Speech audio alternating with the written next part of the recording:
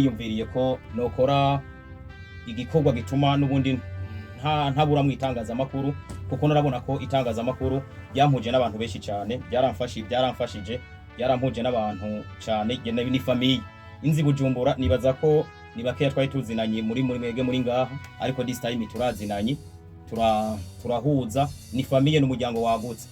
Rero siniyumvire gukora iradiyo, ntabwo niyumvire gukora iradiyo, ahubwo niyumvire gukora icyo no kwita podcast. Podcast ni ibintu bitamenyerewe ngaha mu Burundi. Ni umuce wo kumenyesha ibintu, ariko harimo gutanga ibyiyumviro. C'est-à-dire abantu babiri cyangwa batatu barenga barashobora guhurira hamwe bakaganira kuri sije runaka, bagamije guhindura ibiri muri societe kanaka, cyangwa se bagamije guteza imbere societe kanaka. Muze murabe ama podcast menshi abagamije iterambere ry'igihugu, abagamije iterambere ry'abantu, abagamije kumenyesha abantu, guhindura ibintu. Mwibyo roje niyumvire ko sanzwe uri mu gisata cy'inkino, niyumvire ko nokorera mu gisata cy'inkino mu buryo bwiyaguye cyane. Rero ni nayo mpamvu mu byo niyomeje kuzokora cyangwa se mbona bizokorerwa muri no podcast, Utamu podcast, harimwo igisata cy'inkino, ari naho mubona ngaha kumbure muze kunyemerera kuri televiziyo bakerekane neza. Harimwo agace kanditse ko Legend Sport. Legend Sport ni kuvuga tuzoba tugaruka ku makuru y'inkino. Ni izina Legend niho bacava ngo kubera ngo no wamaze akanya cyangwa se ngo nzogaruka kubakera gusa, nabo nzobagaruka ko tuzogaruka kuri kubiko biravugwa mu nkino, na cyane cyane ibyo abantu bataba babonye baraciye ku ruhande kahise, niko umuntu azogaruka ko cyane. Hanyuma harimo igice cyerekeranye na mind battle. Mind battle ni kuvuga ni ibyiyumviro abantu babiri dushobora kubahuza tukaganira, turi mu nkino ariko turi no muri entertainment bisanzwe. Si shobora guhuza uyu arongoye yishiramwe icegera cy'uburongo yishiramwe y'amenyesha makuru b'inkino, avuga ati no munsi dushaka kuganira muga mu gihugu gutwenza abantu no kwigisha abantu. Rero Arsene Mukunde nabo Cuti mu kubashira hamwe tukaganira, nkababaza nk'ibibazo, hanyuma bikabibazo dinipar atari uguhiganwa kubwo kugwana, ariko ari ubwenge kugira ngo abantu bashobore kwiga mu buryo buri indirect, umuntu atari sheminervale. Hanyuma harimwo n'igice kindi twagize cyo bita talk about love, kuvuga ku rukundo. Kuvuga ku rukundo benshi bazi yuko tuzovuga ibishegu cyangwa se abantu bavuga ibishegu mu rukundo. No, twe tuzovuga this time abantu baravuga yuko divorce zabaye nyinshi, duhamagara aba expert ese divorce ziva kuki, tuziganireko. Hanyuma ko tubona abantu bavuga yuko abakozi bo mu nzu n'abana buje basigaye baryamana biva kuki, tubiganireko ibintu dijana. Apari y'ibyo hari n'abantu twego twaraguguye byarase ko turongora, ni giki kiba gituma tutarongora. We talk about love. Si nibyo gusa, hari abantu batazi nko kuyambirana cyangwa se kugwana mu nda, byavuye kuki, byaje gute, tukabiganirako mu buryo bwiyaguye cyane. Niyo bita niyo podcast. Hanyuma hambavu yaho hari cyo bita ingazi y'ubuzima. Hashem cyangwa se Wilson Kwizera ntawuzi ubuzima bwiwe, ntawuzi ngene yevoriyo. President w'abaseribateri. Munyemere ndamuha amashi menshi cyane.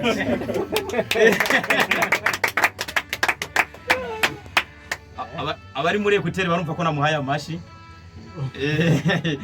Sasa rero icyo kintu urumva tukwiye kwiganirako, ingazi y'ubuzima nka bucuci ntabuze ubuzima bw'imwene yavutse nahakomoka, ariko tuganiriye ku buzima bwe dushobora dufashe agace tukamenya bucuti harahashobora kwigisha abantu, hari cyo ashobora kuba yarakoze kikamuteza imbere, ariko kikaba cyoteza imbere n'uwundi akaba atakimenye mugabo akaba yofasha abandi bagatera imbere. Ariko hari n'abandi bigeze gutera imbere mu nyuma barasubira inyuma, babaze gusubira inyuma bakaba bashobora kuba botezwa imbere n'ivyiyumviro ya wawundi babonye nka bucuti akaba yobateza imbere. Babandi nabo basubiye inyuma kumbure bashobora kuza bakavuga ati jewe nazize kwirukanka inyuma y'ijipo, nazize kwirukanka kuri made in Burundi cyangwa se ahandi hantu, muravyumva kwirukanka ku bakobwa, gukurikirana abakobwa ibintu nk'ivyo, ugasanga nivyo umuntu yazize ati jewe butunze nari mfise ibigenda n'ibitagenda, ati byose byazize iki nasubiye inyuma kubera gukunda ivyo bintu. Hanyuma hambavu yaho hari cyo bita Utamu News. Utamu News ntabwo tuzovuga amakuru komutera, ahubwo tuzoyasesengura, tuzoraba president wa Amerika yaraye agize iki, arahiye kurongora Amerika, azohindurira iki Amerika, nigi kazofasha Afrika, nigi kazofasha nk'abanyafrika, twebwe abanyafrika zodufasha iki. Ese igihe yararongoye Amerika yakoze iki? Vladimir Putin na Zelensky uyu munsi bariko barafika, byukuri turabye ibyo bapfa nibyo niyo ntandaro canke abandi bavyisha inyuma. Ayo niyo makuru dufise kandi ntabwo tuzovuga. Canke se umupira w'amaguru uyu munsi kuba Champions League yakinywe abantu bakaba barara amajoro, tuzobigaruka ko tugaruka byagiye bivugwa muri duyasesengure. Ntabwo tuzoja kuri tele kuyahiga, ahubwo tuzoza kuri mwege mu yafise abamenyesha makuru mu yaduhe, kuko muzoza mu yasangiza abandi ga muri podcast. Sinzi ngira ngo hari cyo bita the magic rero, like nka sister murabona kari magic byadanje for entertaining, kugira tunezereza abantu. Eske kugira be nk'uwo muntu byagenze gute? Dushobora gutumira abaririmbyi, dushobora gutumira abakomedie. Je nize muri kaminuza, nize hotellerie tourisme, ariko hari bisatu no munsi bidahabwa agaciro. Mugende murabe bisa nibidafisa agaciro. Reka mbe ndabe akarorero nk'abaririmbyi bo mu Burundi n'abamenyesha makuru mu Burundi. Dushobora guhuza umumenyesha makuru w'inkino ncanga w'ikindi kintu, tukaganira uko iterambere ryabo rimeze. Ese nk'abamenyesha makuru b'inkino gute? Ni mugende kumbure ni experience je no banaragize, mugende murabe n'ababakurira bose ni baki bafise impangu za anetage muri Bujumbura. We are magic. Gute twa magic natwe tukagaragara muri society. Cyo kintu rero urumva kungene abaririmbyi birirwa batubwira yuko bakaze, orarakaze mu guhirirwa ku murongo muri ville. Urumenyesha makuru ukaze gute wirirwa ku murongo brother? Ivyo rero navyo tuzobigaruka ko turaba ingene twoba magic natwe. Sivyo? Kungene twoba magic mugone kugira ngo twentertaining abantu. Hanyuma tuzigisha rero hari party yo kwigisha abantu cyo bita twakise les intelligents. Haje hanze mwabonye ikibaho, tuzozana ikibaho ngaha twigisha abantu about ibintu bitandukanye. Jewe ndumuwe infirmier nize ubuganga muri secondaire. Shobora kuza ngaha nkasigura ikintu bita coronavirus ingene yatanguye n'ingene igira. VIH sida 1982 ingene yaje. Diabete, les signes za diabete, de type de diabete, grossesse, imbanyi, ibyo byose batuzobiganirako. Muri make abantu ntibibaze ngo navuye mu nkino, mugabo ni podcast. Podcast no kuvuga uhuza abantu bakaganira ku bintu bigize iki bitandukanye, ku masije atandukanye. Aha na minister wari wese dushobora kumutumira. Environnement ko tubona ibi nibi bigenda bihinduka, Tanganyika ikuzura, kuko hari kwakogwa iki mu mwuga wo kumenyesha makuru. Uyu munsi sense ikora gute kugira ngo amenyesha makuru bashobore gukora bari en security, kora bashi bataba bafise n'amakontra. Bivuze ngo kugira ngo tubakingire byogenda gute, byose tuzotumira abantu batandukanye. His Excellence dushobora kugira amahirwe tukamutumira nawe nyene icubaro umukuru w'igihugu akabayoza muri podcast agatanga ibyiyumviro byatumye byotuma abarundi bagira iki babandanya batera imbere gusumba, kuko ni batubonera kure gusumba. Rero muri abo bantu bose tuzotumira tuzoba tugamije kwigisha abantu no guhindura imyumvire ya society. Muri make nivyo rero twateguye. Hanyuma gukora ni amasaha yose igihe tuboneye inkuru. Uyu munsi Miss Burundi niba mutora saa 1 y'ijoro canke saa 3 y'ijoro, aho tayari tuba twarose inkuru tushatuza tuganire. Niba umumenyereza w'intamba mu rugamba Patrick Sango bamushize ko chatuza tuganire, ni podcast.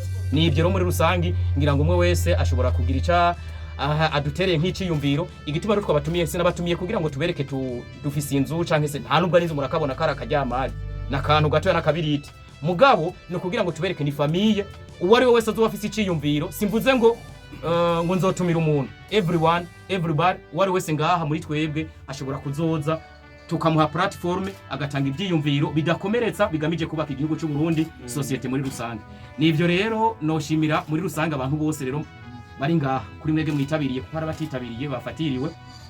Hambavu yaho ndashimira cyane amaradio nagenda korera, si uko ndayavuye mu nuno munsi shobora kuzoyajamwa, ariko aveke ikintu mbona ko kigaragara, kuko muri the magic ifo ko tuba magic natwe tukaba les intelligents, tukaba abantu baciye ubwenge. Apana ko tuja gukorera ubuntu. Iradio tuzokorana nayo ishobora kubaho. Hari amaradio ashobora kubaho ko hakujya ya za Kanyaru n'ahandi, urabona nk'umuntu ashobora kuba afise platform mugabo bakorera nko kuri radio, mugabe iyo radio se moyena kereke shoze ko dushobora no guteranya nta wamenye, kuko hari abantu batubwira ngo amaradio, ngo abantu b'amaradio ngo baratunze ntibazodukange, kobwo dushize hamwe dushobora gutunga gusumba natwe tugatunga. Hanyuma hari abamenyesha makuru babuze aho bavugira no munsi, cyangwa se abaririmbyi bazimye, cyangwa se babuze aho bamenera. Uyu munsi iyi platform nibaza kizobafasha kumenyekana no kugira ngo ibikorwa byabo bigaragare. Tuzobikorana mu buryo bw'ubugwaneza, nta muntu uzosaba amafaranga ku promoting. This time hari abantu ubona ko ku maradio kugira winjireyo ngo ni 50,000 ngo ni 100 ngo majana 2 indirimbo ko bayishire kuri platform yabo ngo bayivuge. Nzoza ngahanda kwamamaze satibi wakoze indirimbo ya danje, nisunze ko ibintu bya wakoze ni hip hop igizwe n'ibintu bine, harimwo flow, harimwo imyandikire. Iyo myandikire wakoze sebo, wakoze nabi nzoza mvuga ati oya ijya sirege kabisa, rege za bomba resuko zari zimeze